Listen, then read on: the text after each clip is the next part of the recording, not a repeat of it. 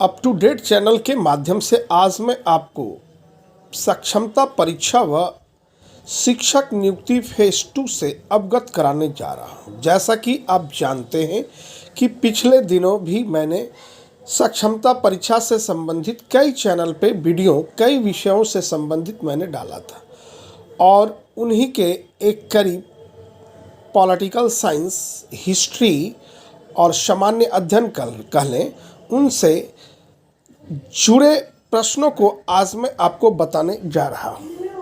तो अब आप मेरे चैनल पे बने रहें और ध्यानपूर्वक उन प्रश्नों को देखें, क्योंकि सक्षमता परीक्षा में आप सभी जान रहे हैं कि बड़े ही सरल और सामान्य प्रश्नों को स्थान दिया जाएगा।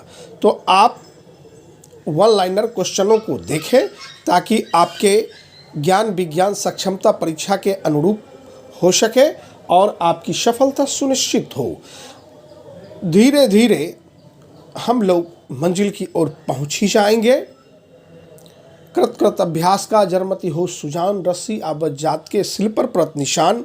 अर्थात थोड़ा थोड़ा यदि आप निरंतर पढ़ते स्मरण करते चले जाते हैं तो आए दिन जब सक्षमता परीक्षा ली जाएगी तो आपके व्यस्तम कार्यक्रम कार्य होने के बाद भी आप सक्षमता परीक्षा में एक बड़ा सफलता हासिल करने में बड़े ही आराम और बड़े ही सुकून महसूस करेंगे। अब आप जानें, बिहार आंदोलन कब प्रारंभ किया? बिहार आंदोलन कब प्रारंभ हुआ तो आप जान ले, इसका ऑप्शन ए दे रखा है, ए 1974 ईस्वी में। जैसा कि आप जानते हैं, बिहार में लोकतंत्र की सुरक्षा के लिए जयप्रकाश नारायण ने जेपी आंदोलन आरंभ किया था। छात्रों ने यहाँ पे खुलकर आंदोलन में शरीक हुए। उन्हीं प्रश्नों का एक स्वरूप है, बिहार आंदोलन कब प्रारंभ हुआ? तो बिहार आंदोलन 1974 में प्रारंभ हुआ। बिहार आंदोलन को किस नाम से जाना जाता है? तो बिहार आंदोलन को ऑप्शन बी दिया गया है, छात्र आंदोलन के नाम से जाना गया है। बिहार आंदोलन को किस नाम से जाना गया है? तो छात्र आंदोलन के नाम से जाना गया है। बिहार आंदोलन के मुख्य सक्रिय नेता कौन थे जिसके नेतृत्व में आंदोलन आगे बढ़ा? तो आप जान ले, जयप्रकाश नारायण वह व्यक्ति थे, स्वतंत्रता सेनानी हमारे, जो कि बिहार आंदोलन के मुख्य सक्रिय नेता थे। उन्हीं के नेतृत्व में यह आंदोलन आगे बढ़ा। पांचवा क्वेश्चन और नेक्स्ट क्वेश्चन, जयप्रकाश नारायण बिहार आंदोलन को आगे बढ़ाने के लिए छात्रों के सामने कौन सा शर्त रखा था? जान लीजिए, आंदोलन अहिंसक होना चाहिए, उनका यह शर्त था और सशक्त शर्त था, क्योंकि वह हिंसा को कतई अच्छा नहीं मानते थे। पुनः एक बार इस प्रश्न को, जयप्रकाश नारायण बिहार आंदोलन को गौर से देख लें, जयप्रकाश नारायण बिहार आंदोलन को आगे बढ़ाने के लिए छात्रों के सामने कौन सा शर्त रखा था? तो उन्होंने शर्त रखा था, आंदोलन, ऑप्शन बी होगा, आंदोलन अहिंसक होना चाहिए। बिहार में छात्र आंदोलन का मुख्य कारण क्या था? महंगाई एवं भ्रष्टाचार। बिहार में छात्र जो आंदोलन में आगे बढ़ चढ़ कर हिस्सा लिए और इतनी बड़ी तख्ता पलट हुआ बिहार और भारत में, तो वह आंदोलन का जो मूल कारण था, मूल वजह थी, वह था महंगाई एवं भ्रष्टाचार। महंगाई और भ्रष्टाचार से इतने वह लोग परेशान हो गए थे कि सभी लोग अलग थलग पड़ रहे थे। उन अलग थलग परिस्थितियों में आगे बढ़कर छात्रों ने यहाँ बिहार में एक आंदोलन किया, जिसे आप छात्र आंदोलन कहते हैं, जेपी आंदोलन कहते हैं, वगैरह वगैरह। नक्सलवादी आंदोलन की शुरुआत कब हुई? इस तरह के भी प्रश्न आपके प्रश्न पत्रों में होंगे। नक्सलवादी आंदोलन की शुरुआत कब हुई? तो 1967 ईस्वी में। नक्सलवादी आंदोलन प्रारंभ में किस प्रकार का आंदोलन था? तो किसान विद्रोह था। नक्सलवाद आंदोलन का देख लीजिए, आरंभिक अवस्था स्थिति क्या थी? तो यह एक किसान आंदोलन था। नक्सलवाद, नेक्स्ट क्वेश्चन, नक्सलवादी आंदोलन भारत के किस प्रांत से प्रारंभ किया गया? तो नक्सलवादी आंदोलन भारत के पश्चिम बंगाल प्रांत से आरंभ किया गया। नक्सलवादी आंदोलन भारत के किस प्रांत से प्रारंभ किया गया? तो पश्चिम बंगाल। नेक्स्ट क्वेश्चन है, किसके नेतृत्व में मार्क्सवादी लेनिनवादी नए दल का निर्माण हुआ? चारू मजूमदार के नेतृत्व में। ऑप्शन बी होंगे इसके। किसके नेतृत्व में मार्क्सवादी लेनिनवादी नामक दल का निर्माण हुआ? तो चारू मजूमदार।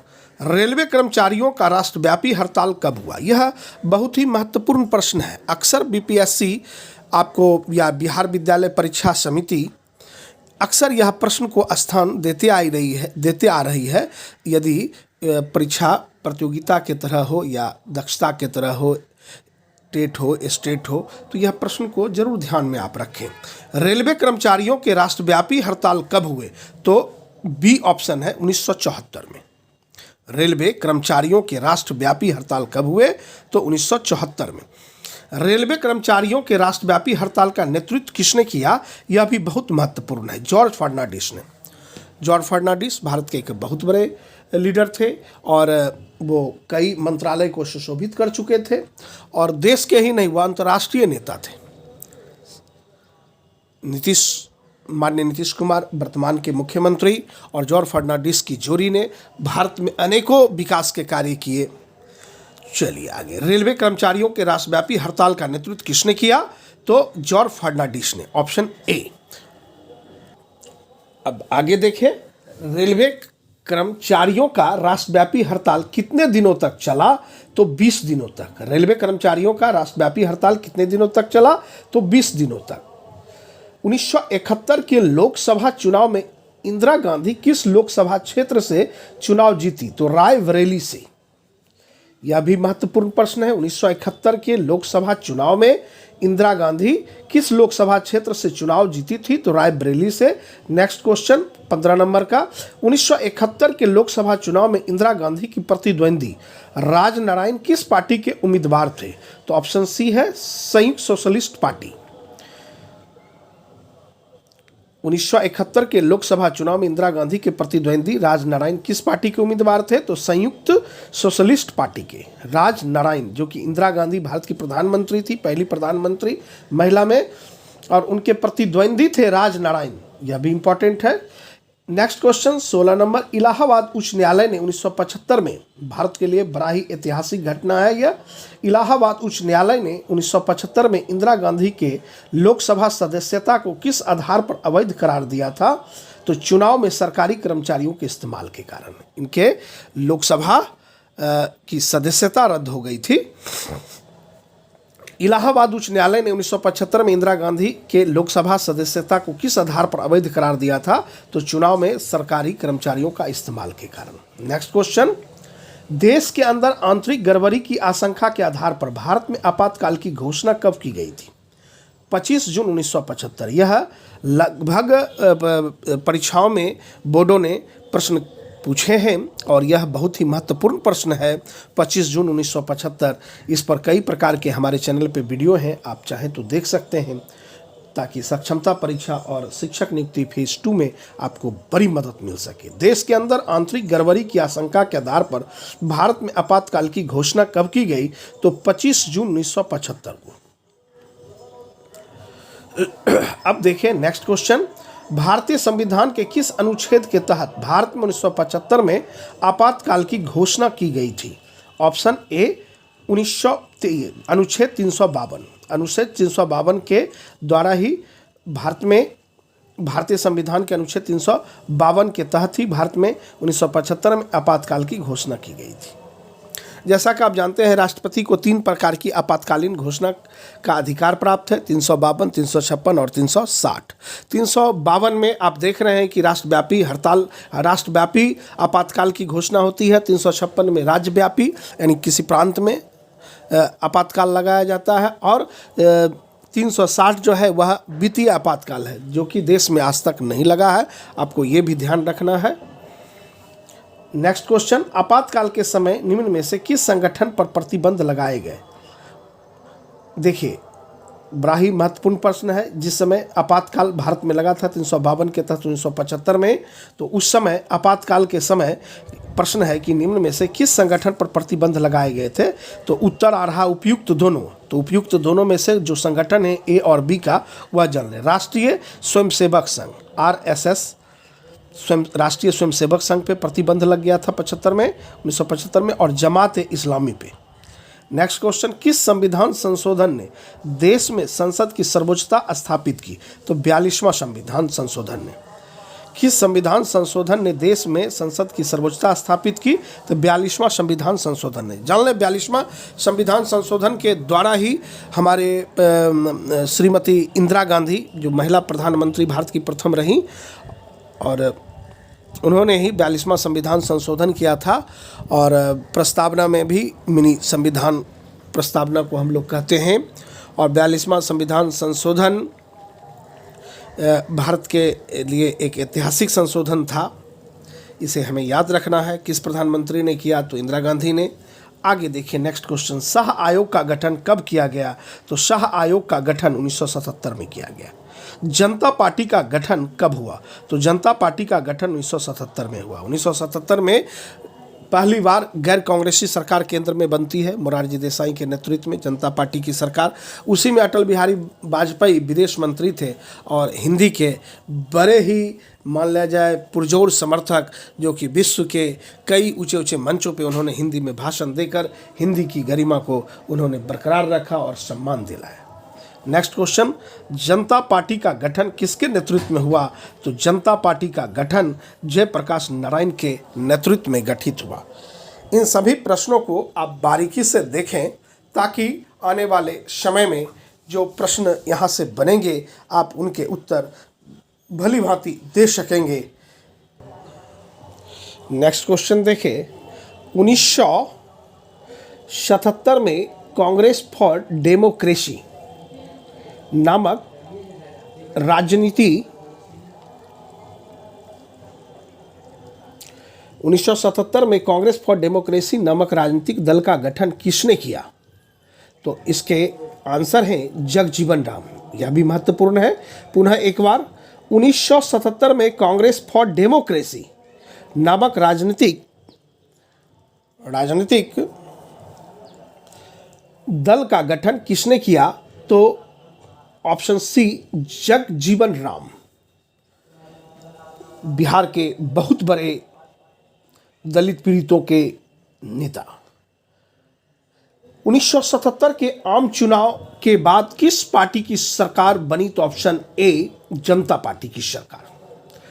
1977 के आम चुनाव के बाद जनता पार्टी के सरकार में प्रधानमंत्री कौन बने।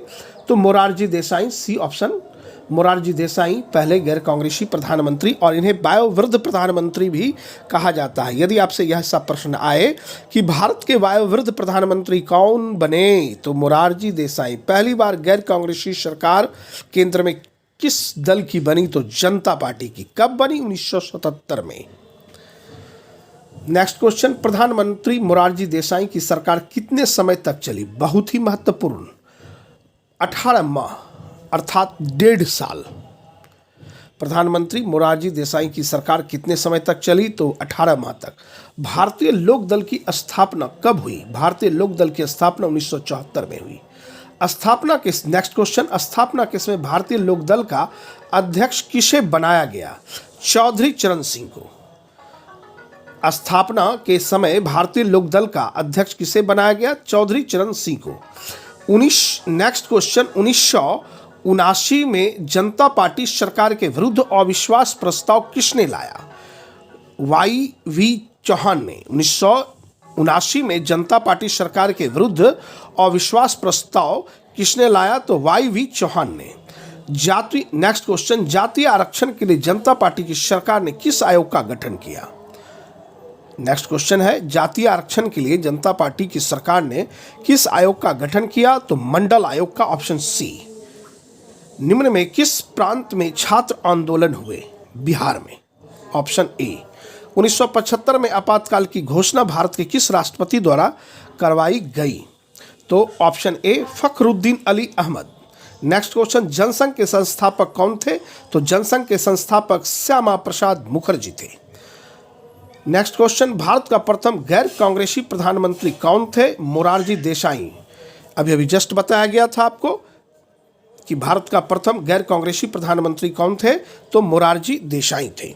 इन सभी प्रश्नों को आप बारीकी से देखें ताकि आने वाले समय में सक्षमता परीक्षा या शिक्षक नियमावली से संबंधित बनने वाले जितने भी प्रश्न हैं आप उन प्रश्नों को हल कर सकें। इन्हीं शब्दों के साथ आपकी सफलता सुनिश्चित हो। Best of luck. अगले वीडियो के लिए हमारे चैनल पर बने रहे। जय हिंद, जय भारत।